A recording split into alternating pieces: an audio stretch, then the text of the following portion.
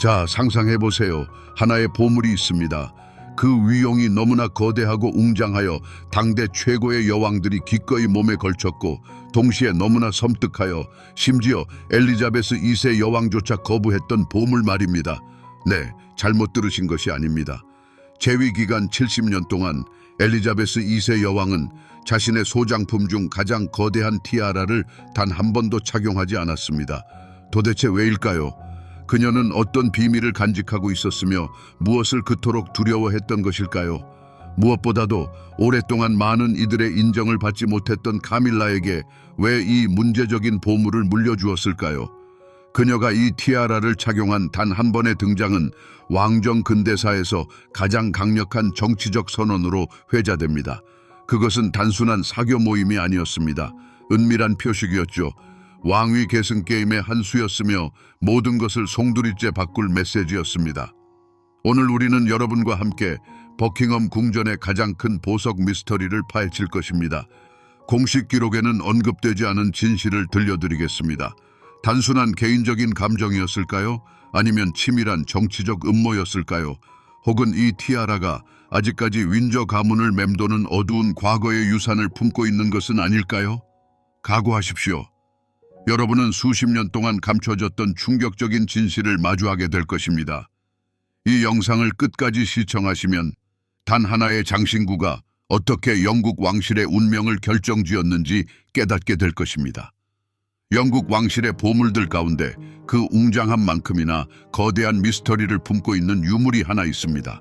바로 델리더바르 티아라입니다. 눈부신 플래티넘과 다이아몬드로 이루어진 마치 얼음 벽과도 같은 이 티아라는 한 여인을 위해 만들어졌다기보다 차라리 하나의 제국을 상징하기 위해 탄생한 듯 거대하고 기념비적인 모습을 자랑합니다. 이 티아라는 강력한 여왕들의 머리를 장식했습니다. 티아라가 제작된 목적이었던 테크의 메리 왕비 그리고 엘리자베스 왕대비가 바로 그들입니다. 하지만 역사상 가장 오랜 기간 재위했던 군주 엘리자베스 2세 여왕은 재위 기간 70년 동안 이 티아라를 착용한 채 대중 앞에 단 한 번도 모습을 드러내지 않았습니다. 오직 한 번 2005년에 이 유물은 보관소의 어둠을 벗어나 당시 코널 공작 부인이었던 카밀라의 머리를 장식했습니다. 이 단 한 번의 공개 등장은 큰 파장을 일으켰고 당시 여왕의 조용한 축복이자 상징적인 몸짓으로 해석되었습니다. 하지만 동시에 새로운 질문의 물결을 불러일으켰고 티아라에 대한 논의를 더욱 뜨겁게 만들었습니다. 하지만 다이아몬드의 찬란한 빛 뒤에 우리가 흔히 생각하는 것보다 훨씬 더 극적인 이야기가 숨겨져 있다면 어떨까요? 절대적인 권력과 승리의 상징으로 기획된 장신구가 계승과 전통을 최우선으로 여겼던 군주에게 사실상 거부당한 이유는 무엇일까요? 이 모든 것이 티아라의 엄청난 무게 때문이었을까요? 혹은 현대 사회에는 어울리지 않는 그 건축적인 대담함 때문이었을까요? 아니면 이 티아라가 다른 상징적인 짐, 즉 사라진 제국의 망령을 품고 있었고 엘리자베스 2세 여왕은 그 기억을 굳이 깨우고 싶지 않았던 것은 아닐까요? 이제 1911년으로 시간 여행을 떠나봅시다. 그것은 위대한 제국들과 화려한 제복, 그리고 진보에 대한 굳건한 믿음이 지배하던 시대였습니다. 대영 제국은 그 위세가 절정에 달해 있었고 여전히 그들의 가장 귀한 보물이자 왕관의 보석은 인도였습니다. 바로 이곳 델리에서 역사상 유례없는 사건인 델리더바르가 개최될 예정이었습니다. 그것은 단순한 축제가 아니라 새로운 황제의 모습을 통해 세계와 수백만 명의 시민들에게 영국 권력의 흔들림 없는 위상을 과시하고자 기획된 거대한 정치적, 연극적 행사였습니다. 역사상 처음으로 통치 군주인 조지 5세 국왕과 그의 부인 메리 왕비가 직접 이 행사에 참석하여 인도의 황제와 황후로 즉위할 예정이었습니다. 이전에는 부왕이 항상 이 역할을 수행해왔습니다. 이처럼 전례 없는 방문은 그에 걸맞은 웅장함을 요구했습니다. 그러나 법률적 그리고 신비로운 이유로 극복할 수 없는 장애물이 존재했습니다. 오래된 법에 따르면 성 에드워드 왕관과 대영 제국 왕관을 포함한 영국의 왕실 보석들은 연합 왕국의 경계를 벗어날 수 없었습니다. 메리 왕비가 이 문제에 직접 나섰습니다. 그녀는 남편의 통치 기간 중 가장 중요한 행사가 형식적인 문제로 흐트러지는 것을 용납할 여인이 아니었습니다. 옛 왕관들을 인도로 가져갈 수 없다면 새로운 왕관들을 만들어야만 했습니다. 이 결정은 실용적일 뿐만 아니라 깊이 상징적이었습니다. 메리 왕비는 보석이 단순한 장신구가 아니라 전 세계 어디에서든 통역 없이 이해될 수 있는 권력의 언어임을 이해하고 있었습니다. 이 기념비적인 주문을 수행할 주얼리 하우스로 이미 왕실의 호화로움과 동의어가 된 게러드가 선정되었습니다. 1843년부터 공식 궁정 보석상이었던 게러드의 장인들은 왕실의 요구를 누구보다 잘 이해했습니다. 그들은 자신들의 작품에 제국의 웅장함, 전통에 대한 충실함, 그리고 흠잡을 데 없는 기술적 완성도를 결합할 줄 알았습니다. 그들에게는 여왕을 위한 단순한 티아라가 아닌 그 이상의 것을 창조해야 하는 극도로 복잡한 과제가 주어졌습니다. 그 구상은 대담했습니다. 시각적으로 왕관의 기능을 수행하지만 공식적으로는 왕관이 아닌 장신구를 만들어야 했습니다. 그리하여 완전히 닫힌 형태의 원형 티아라, 즉 조지 5세 국왕을 위해 제작되던 새로운 인도 제국 왕관에 어울리는 품격 있는 짝이 될 만한 티아라가 탄생했습니다. 주목할 점은 메리 왕비가 이 티아라 제작 비용을 개인 자금으로 지불하여 국유 재산이 아닌 그녀의 양도 불가능한 소유물로 만들었다는 것입니다. 이것은 왕관의 위대함에 대한 그녀의 개인적인 기여이자 그녀 자신의 권력과 지위에 대한 선언이었습니다. 잠시 티아라의 역사와 소유주들을 잊고 델리더바르 티아라를 보석상의 시선으로 면밀한 관심과 감탄으로 바라봅시다. 이것은 단순한 장신구가 아닙니다. 20세기 초의 공학적, 예술적 사고의 승리를 담은 미니어처로 구현된 진정한 건축물입니다. 플래티넘과 금으로 제작된 틀은 필수적이었습니다. 오직 이 고귀하고 견고한 금속만이 그 무게와 복잡한 구조를 지탱할 수 있었기 때문입니다. 게러드는 티아라가 아닌 거의 9cm 높이의 완벽하게 닫힌 원형의 관을 만들어냈습니다. 여왕의 머리를 눈부신 후광으로 감싸기 위해 고안된 진정한 빛의 벽이었습니다. 그 디자인의 핵심에는 벨 에포크 스타일의 특징인 모티프가 자리 잡고 있습니다. 우아하고 유려한 S자형 곡선이 마치 얼어붙은 파도처럼 서로 얽혀 있습니다. 그 위에는 보석상들이 다이아몬드 화환, 즉 페스툰을 얹었는데 이는 마치 얼음비가 내리는 듯 흘러내리는 모습을 연출합니다. 이 리드미컬하고 거의 음악적인 패턴은 시작도 끝도 없이 무한하고 끊임없는 웅장함을 선사합니다. 모든 요소는 빛을 최대한 포착하고 반사하도록 계산되어 티아라를 착용한 이를 살아있는 광원의 중심지로 변화시킵니다. 하지만 이처럼 웅장한 것을 만들려면 때로는 무언가를 희생해야 할 때가 있습니다. 실용주의자로 알려진 메리 왕비는 이 프로젝트를 위해 자신의 또 다른 티아라인 부쉐론 루프를 해체하기로 결정했습니다. 오래된 장신구의 다이아몬드들은 게러드의 위대한 왕관에서 새로운 생명을 얻었습니다. 이것은 파괴 행위가 아니라 왕실 특유의 접근 방식이었습니다. 귀한 보석은 이동 가능한 자원으로 간주되었고 더 시의적절하고 인상적인 작품을 만드는 데 사용될 수 있고 또 사용되어야 한다고 여겨졌습니다. 원래 델리더바르 티아라는 훨씬 더 놀라운 모습이었습니다. 캠브리지 컬렉션의 유명한 10개의 커다란 물방울 모양 에메랄드가 이 티아라의 정점을 장식하고 있었는데 이 보석들 자체도 풍부한 역사를 지니고 있었습니다. 그 장관을 상상해 보십시오. 차갑고 흰 다이아몬드의 불꽃이 깊고 벨벳 같은 녹색 섬광과 어우러지는 모습 말입니다.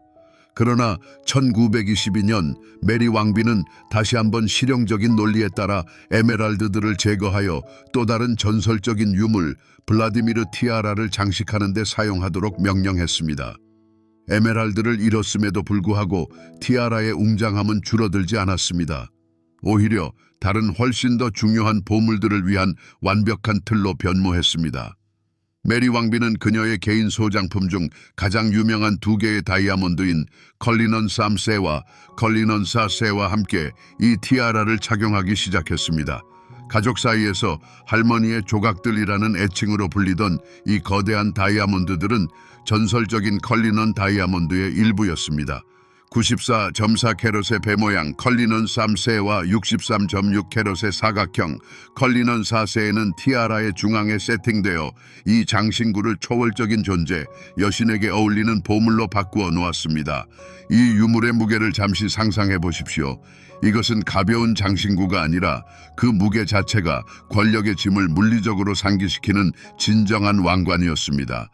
피부에 닿는 플래티넘의 차가움을 느껴보고 아주 미세한 움직임에도 수천 개의 다이아몬드 면들이 서로 부딪히며 내는 거의 들리지 않는 미세한 소리를 들어보십시오. 이 장신구는 편안함을 위해 만들어진 것이 아니었습니다. 문턱에서부터 존재감을 드러내고 어떤 공간에서든 압도적인 위엄을 풍기며 경외심을 불러일으키기 위해 만들어졌습니다. 1911년 12월 12일 델리 특별히 건설된 대관식 공원 위로 뜨거운 공기가 수십만 명의 목소리와 기대감으로 떨립니다. 전 세계는 숨을 죽이고 이 전례 없는 광경을 지켜봅니다. 화려한 사리와 터번, 정복과 부채로 이루어진 바다가 두 개의 옥좌가 놓인 거대한 파빌리온 앞에 펼쳐집니다. 이곳은 델리 더바르의 정점, 왕과 왕비가 인도 땅에서 처음으로 황제와 황후로 선포되는 날입니다. 그리고 제국의 찬가 소리와 예포 소리 속에 조지 5세 국왕과 테크의 메리 왕비가 등장합니다. 그들의 등장은 권력을 위한 치밀하게 연출된 연극입니다. 왕은 담비 모피 망토를 입었고 그의 머리에는 이 행사를 위해 특별히 제작된 새로운 영국 인도 왕관이 수천 개의 다이아몬드, 에메랄드, 루비로 반짝이고 있습니다.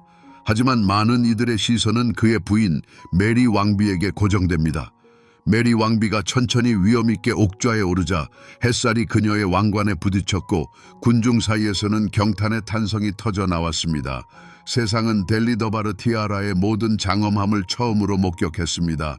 그날 티아라는 가장 강력한 원래의 모습, 10개의 커다란 캠브리지 에메랄드로 장식된 이었습니다.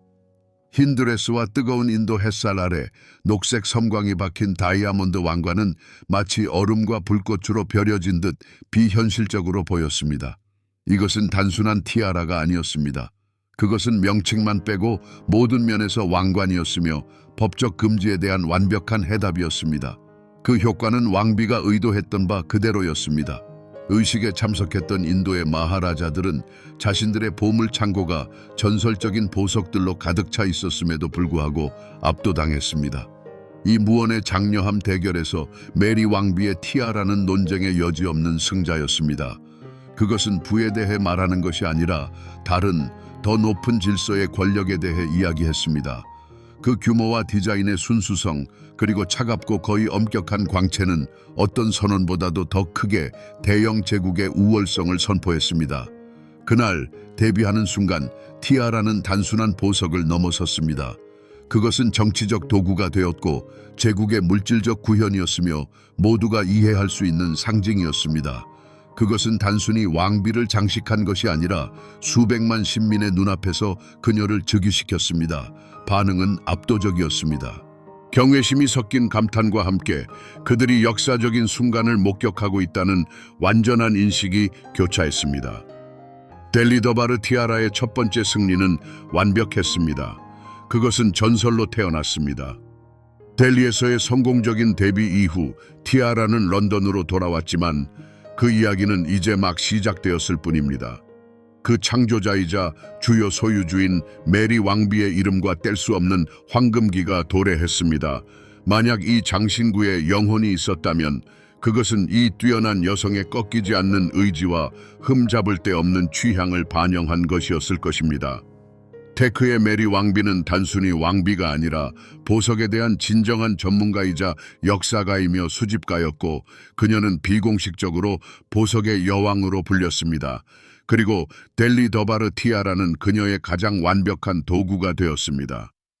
런던의 희뿌연 빛 속에서 버킹엄 궁전의 국빈 만찬과 외교 리셉션에서 티아라는 메리 왕비의 이미지에 없어서는 안 될 부분이 되었습니다. 그녀는 장군이 자신의 최고 훈장을 달듯 같은 자연스러움과 위엄으로 그것을 착용했습니다. 다이아몬드로 된 이 얼음 요새는 시시덕거리거나 낭만적인 저녁을 위한 것이 아니었습니다. 그것은 하나의 선언이었습니다. 제국들이 무너지고 동맹이 바뀌는 세상에서 메리 왕비는 자신의 보석을 통해 절대적인 권력과 흔들리지 않는 안정성의 언어로 이야기했습니다. 바로 그녀의 손에서 이 왕관은 다채롭게 변신하는 본연의 가치를 드러냈습니다. 메리 여왕은 자신의 보물들을 박물관에 박제된 유물로 여기지 않았습니다. 오히려 그녀에게 이 보물들은 살아 숨쉬는 끊임없이 변화하는 자산이었습니다. 1922년 많은 이를 놀라게 할 만한 실용적인 관점에서 그녀는 게러드 장인들에게 이 왕관에서 10개의 캠브리지 에메랄드를 분리해내라고 지시했습니다. 이 에메랄드들은 또 다른 그에 못지않게 중요한 프로젝트에 필요했습니다. 혁명으로 혼란스러웠던 러시아에서 건너온 유명한 블라디미르 티아라에 새로운 광채를 더하기 위함이었죠. 델리더바 왕관은 한동안 제 빛을 잃고 쓸쓸하게 남겨졌지만 이는 다음번 더욱 눈부신 변신을 위한 서막에 불과했습니다. 에메랄드가 빠져나간 자리에는 진정 보석계의 거성들이 자리했습니다. 메리 여왕은 델리더바 왕관을 컬리넌 3과 컬리넌 4 다이아몬드를 위한 웅장한 틀로 활용하기 시작했습니다. 할머니의 조각이라는 애칭으로 불리던 이 두 거대한 보석이 왕관에 장착될 때마다 기적이 일어났습니다. 왕관은 단순히 웅장한 수준을 넘어 진정 신화적인 존재로 거듭났습니다. 왕관의 중앙에는 거대한 94캐럿의 물방울 모양 컬리넌 쌈이 불꽃처럼 타올랐고 그 아래에는 63캐럿의 컬리넌 사가 엄격하면서도 기하학적인 광채를 뿜어냈습니다. 세상 어떤 다른 여성도 이토록 눈부신 위용을 감히 뽐낼 수 없었을 것입니다. 그렇게 이 왕관은 메리 여왕의 상징과도 같은 존재가 되었습니다. 왕관의 엄격하고 건축적인 거의 단호해 보이기까지 하는 디자인은 여왕 자신의 대외적인 이미지와 완벽하게 조화를 이루었습니다. 그녀는 곧고 강직했으며 군주의 의무와 존엄을 그 무엇보다 중요하게 여겼습니다.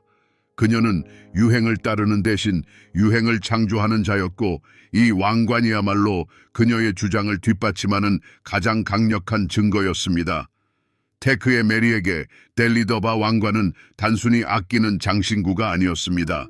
이는 그녀의 유산이자 왕실 보물창고에 바친 그녀의 개인적인 기여였으며 대영 제국의 군주제가 어떠해야 하는지에 대한 그녀의 신념, 즉 위대하고 강력하며 범접할 수 없어야 한다는 믿음이 물질적으로 구현된 것이었습니다. 비록 그 후 왕관이 다른 여왕들에게 계승되었지만 그 누구도 메리 여왕만큼 절대적인 소유권과 특별한 유대감을 가지고 이 왕관을 착용하지는 못했습니다. 이 장신구의 황금기는 왕관이 탄생하고 충실히 봉사했던 여왕, 바로 메리 여왕이 왕좌에 앉아있던 그 시기와 영원히 결속되어 있습니다. 눈부신 화려함의 이면에는 늘 그림자가 드리워져 있기 마련이며 델리더바 왕관의 역사 또한 예외는 아닙니다.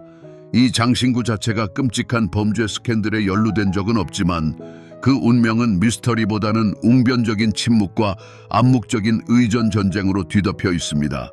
가장 큰 수수께끼는 누가 이 왕관을 착용했느냐가 아니라 누가 이 왕관을 착용하기를 거부했느냐에 있습니다. 1946년 메리 여왕이 델리더바 왕관을 며느리이자 훗날의 왕대비가 될 엘리자베스 여왕에게 물려주었을 때 이는 승인과 계승의 제스처였습니다. 대중과 소통하는 매력과 재능을 지녔던 엘리자베스 보스 라이언은 엄격했던 테크의 메리와는 완전히 대조적인 인물이었습니다. 그리고 그녀는 이 선물을 받아들였습니다. 1947년 남아프리카의 유명한 왕실 순방 중 엘리자베스 여왕은 델리더바 왕관을 착용하고 대중 앞에 모습을 드러냈습니다.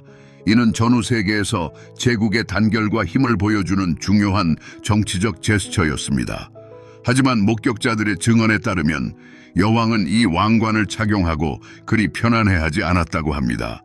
엄청난 크기와 무게는 여왕의 부드럽고 여성적인 이미지를 압도하는 듯 했습니다. 이후 이 왕관은 오랫동안 사람들의 시야에서 사라졌습니다.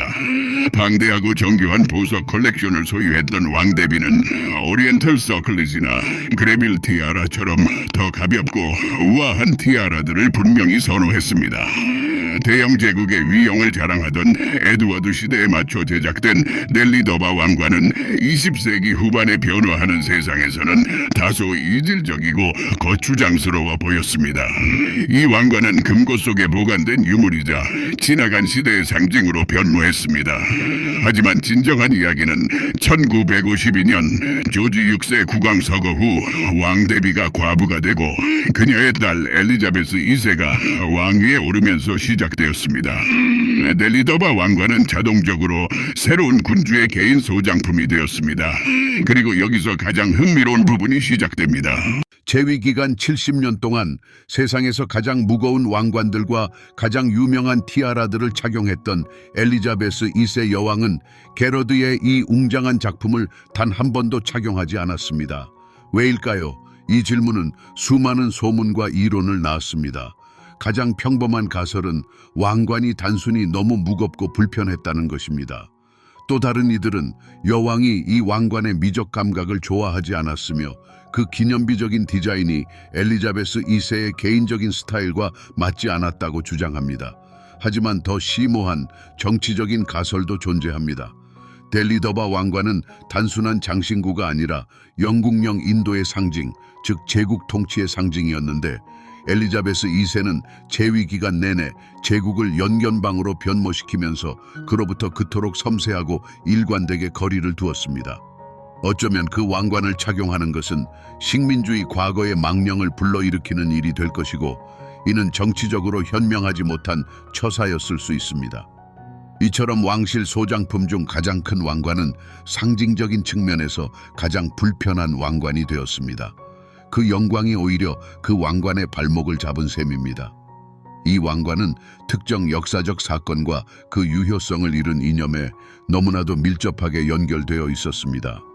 이 왕관은 영국 군주제의 본질이 어떻게 변화했는지를 보여주는 무언의 증인입니다. 이 왕관은 황후를 위해 만들어졌지만 엘리자베스 2세는 영연방의 여왕이었습니다. 그리고 이 왕관을 착용하지 않겠다는 암묵적인 거부는 어떤 선언보다도 웅변적입니다. 2002년 101살의 나이로 왕대비가 서거한 것은 단순히 왕실 구성원의 죽음이 아니라 한 시대의 상징적인 종말을 의미했습니다. 그녀와 함께 제국적 위용의 시대, 즉 델리더바 왕관이 만들어진 그 시대와의 마지막 살아있는 연결고리가 역사 속으로 사라졌습니다. 그녀의 서거 후 유언에 따라 전설적인 왕관을 포함한 그녀의 모든 개인 보석 장신구는 딸인 엘리자베스 2세 여왕의 소유가 되었습니다. 수십 년 동안 왕대비의 거처였던 클래런스 하우스의 보관소에서 조용히 잠들어 있던 왕관은 다시 소유주를 바꾸었습니다. 왕관은 버킹엄 궁전에 있는 왕실의 주요 보물창고로 돌아왔습니다. 하지만 그 운명은 여전히 불투명했습니다. 분명히 현 국왕은 예전처럼 이 왕관을 착용할 의도가 없었습니다. 이 장신구는 마치 영원한 망각 속에 갇혀 권력의 상징에서 보관인과 역사가의 시선에만 허락된 무언의 박물관 전시품으로 전락할 운명처럼 보였습니다. 이 시기 왕관은 그림자 속의 삶을 살았습니다. 보석 전문가들은 이 왕관을 기억하고 왕실 보석의 역사서에 그 기록을 남겼지만 대중에게는 마치 존재하지 않는 것처럼 느껴졌습니다. 이 왕관의 시대는 돌이킬 수 없이 지나간 듯 했습니다. 제국적 규모를 상징하는 기념비적이고 건축적인 티아라의 시대는 더욱 절제되고 현대적인 우아함의 시대로 대체되었습니다. 델리더바 왕관은 웅장했지만 군주제가 대중에게 더 가깝고 친근하게 다가가려 애쓰던 세상에서는 어쩔 수 없이 시대에 뒤떨어진 공룡처럼 보였습니다. 하지만 2005년 영국 사회를 뒤흔들고 오래된 왕관을 포함한 많은 이들의 운명을 바꾼 사건이 일어났습니다. 왕위 계승자인 찰스 왕세자가 오랜 연인인 카밀라 파커 볼스와 결혼한 것입니다. 수십 년간의 스캔들과 비극 끝에 맺어진 이 결혼은 모든 이에게 받아들여지지 않았습니다.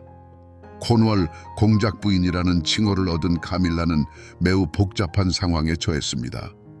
그녀는 여전히 다이애나 비를 기억하는 국민의 존경을 얻어야만 했습니다. 바로 이 긴박한 순간, 새로운 공작 부인의 모든 걸음과 행동이 현미경처럼 면밀히 검토되던 때, 엘리자베스 2세 여왕은 많은 이들이 최고의 정치적 지혜와 개인적인 지지 행위로 해석할 결정을 내렸습니다. 그녀는 델리더바 왕관을 카밀라에게 장기 대여 형태로 넘겨주었습니다. 이것은 단순히 시어머니의 너그러운 선물이 아니었습니다. 이것은 신중하게 계획된 수였습니다. 왕실 컬렉션에서 가장 크고 역사적으로 가장 중요한 장신구 중 하나를 넘겨준다는 것은 한 가지를 의미했습니다. 여왕이 아들의 새 아내를 완전히 받아들이고 있으며 그녀를 미래의 왕비로 보고 있다는 것이었습니다. 왕관의 망각 시대는 끝났습니다. 왕관은 이제 완전히 새로운 예상치 못한 역할로 다시 무대에 오를 준비를 해야 했습니다. 2005년 10월 버킹엄 궁전은 노르웨이 왕실의 국빈 방문을 기념하는 불빛으로 휘황찬란했습니다. 영국 왕실의 어떤 구성원에게든 그러한 만찬은 중요한 행사였지만 콘월 공작 부인 카밀라에게는 찰스 왕세자와의 결혼 이후 처음으로 이 정도 규모의 공식 석상이었습니다. 언론과 대중의 관심은 그녀에게 집중되었고 그녀의 모습 하나하나는 분석되고 해석되어야 했습니다. 그리고 카밀라, 아니 그녀를 준비시킨 이들은 가장 대담한 기대를 뛰어넘는 선택을 했습니다. 무도회장 문이 활짝 열리고 공작 부인이 손님들 앞에 모습을 드러내자 홀 안에는 잠시 침묵이 흘렀고 이내 웅성거림으로 바뀌었습니다. 그녀의 머리 위에는 겸손한 첫 공식 티아라나 왕실의 부수적인 장신구가 아닌 바로 그 왕관이 솟아 있었습니다. 거대하고 확실히 알아볼 수 있는 델리더바 왕관이었습니다. 그 효과는 폭탄이 터진 것과 같았습니다. 반세기가 넘는 시간 만에 왕관의 가장 위대한 왕관이 다시 세계 무대로 돌아온 것입니다. 이 등장은 단순한 개인적인 취향의 과시가 아니라 신중하게 연출된 정치적 행위이자 무언의 그러나 지극히 명확한 여왕 자신의 명령이었습니다. 엘리자베스 2세 여왕은 카밀라에게 단순히 티아라가 아닌 가장 크고 역사적으로 중요한 이 왕관을 빌려줌으로써 사회에 강력한 메시지를 보냈습니다. 이는 왕실의 권한이자 공개적인 성규식이었습니다. 그 메시지는 다음과 같았습니다. 콘월 공작 부인은 왕실의 정당하고 고위급 구성원입니다. 그녀는 이전 여왕들이 착용했던 보물들을 착용할 자격이 있습니다. 놀라운 상징적 변모가 일어났습니다. 1911년 델리에서 메리 여왕의 머리에 놓인 왕관이 정복과 제국적 지배의 상징이었다면 2005년 런던에서 카밀라의 머리에 놓인 왕관은 화해와 정당성의 도구가 되었습니다. 왕관의 광채는 외국의 신민이 아닌 영국 사회 자체를 향해 비추어졌습니다. 인도를 향한 권력 확립을 위해 태어난 장신구가 영국인들 앞에서 미래의 왕비로서의 지위를 확립하는 데 사용된 것입니다. 단 한 번의 공개 등장은 이 왕관의 가치를 새롭고 범접할 수 없는 높이로 끌어올렸습니다. 다이아몬드의 가치, 게러드의 장인 정신, 메리 여왕으로부터 이어진 유래 등 역사적 가치에 더해 새로운 귀중한 장이 추가된 것입니다. 이 왕관은 영국 군주제 현대사에서 가장 복잡한 개인적 드라마 중 하나를 해결하는 데 핵심적인 유물이 되었습니다. 왕관의 극적인 재등장은 두 번째 탄생과 같았고 이는 왕관이 단순한 유물이 아닌 역사의 능동적인 참여자로서의 지위를 확고히 했습니다. 그 이후로 카밀라는 이 기념비적인 장신구를 다시 착용하지 않았습니다. 아마도 그날 밤 왕관은 자신의 임무를 완수했을 것입니다. 단 한 번의 등장이 말하고자 하는 모든 것을 말하기에 충분했습니다. 왕관은 다시 그림자 속으로 사라졌지만 이제는 잊혀진 과거의 유령이 아닌 자신의 임무를 완벽하게 완수한 승자로서 말입니다. 그렇다면 이 전설적인 보물은 지금 어디에 있을까요? 2005년에 유일하지만 눈부신 공개 등장 이후 델리더바 왕관은 다시 버킹엄 궁전의 보관소로 돌아갔습니다. 이 왕관은 엘리자베스 2세 여왕 서거 후 그녀의 아들 찰스 3세 국왕에게 상속된 개인 보석 컬렉션의 일부로 남아 있습니다. 형식적으로 오늘날 왕관의 보관인이자 관리자는 다름 아닌 왕관을 망각의 늪에서 다시 불러낸 카밀라 왕비입니다. 하지만 왕관의 현재 지위는 100년 전과는 극적으로 다릅니다. 델리더바 왕관은 왕실의 것이었음에도 불구하고 개인 장신구의 범주에서 벗어나 귀중한 역사적 유물의 반열에 완전히 올랐습니다. 더 이상 국빈 만찬을 위한 단순한 액세서리가 아닙니다. 이는 영국 군주제의 시대 변화, 정치적 음모, 그리고 개인적인 드라마를 증언하는 물질적인 증인입니다. 왕관의 다이아몬드 하나하나, 백금의 곡선 하나하나는 이제 캐럿뿐만 아니라 수십 년간의 역사의 무게를 담고 있습니다. 오늘날 이 티아라를 머리에 올린다는 것은 단순히 자신을 치장하는 행위를 넘어섭니다. 그것은 곧 메리 여왕, 퀸 마더, 그리고 엘리자베스 2세 여왕의 숨결과 마주하는 시공을 초월한 대화에 들어서는 것을 의미합니다. 이러한 등장은 적절한 기회뿐만 아니라 엄청난 용기를 필요로 합니다. 어떤 공식적인 자리에서든 이 티아라를 착용하는 순간 과거 여왕들의 모습과 즉각적으로 비교되고 역사가들의 면밀한 분석 대상이 되며 언론에서 폭풍 같은 논쟁을 불러일으킬 것이기 때문입니다. 아마도 이러한 이유로 우리는 더 이상 이 티아라가 공식 석상에 등장하는 것을 볼 수 없었을지도 모릅니다. 그 상징적인 무게는 일상적인 착용에는 너무나도 버거워진 것이죠. 이 티아라의 가치에 대해 말씀드리자면 정확한 가격을 매기는 것은 사실상 불가능합니다. 이러한 희귀한 보물들은 결코 공개 시장에 나오지 않기 때문입니다. 그 진정한 가치는 여러 가지 요소가 복합적으로 작용하여 형성됩니다. 첫째, 플래티넘과 최고 품질의 다이아몬드, 무수히 많이 박혀있는 그 물질적 가치입니다. 둘째, 브랜드와 장인 정신의 가치입니다. 왕실의 주문을 받아 게로드 하우스가 탄생시킨 작품이라는 사실만으로도 이 티아라는 그 자체로 하나의 걸작이라 불릴 만합니다. 하지만 이 모든 가치도 세 번째, 즉 가장 핵심적인 요소인 프로비넌스, 다시 말해 소유의 역사 앞에선 빛을 잃습니다. 대관식 두루바르를 위해 제작되어 3명의 여왕을 거치고 4번째 여왕의 위상을 확립하는 데 결정적인 역할을 했던 이 티아라는 그 역사적 문화적 가치가 너무나 커서 금전적 가치로는 도저히 환산할 수 없습니다. 비록 개인 소유의 형태를 띠고 있지만 이 티아라는 명백한 국가적 보물입니다. 또한 이 티아라는 가장 눈부신 보석 예술 작품 중 하나이자 20세기와 21세기 군주제 역사상 가장 복합적인 상징 중 하나로서 세계 문화의 일부분으로 자리하고 있습니다. 그렇다면 우리는 모든 이야기가 시작된 질문으로 돌아가 볼 필요가 있습니다.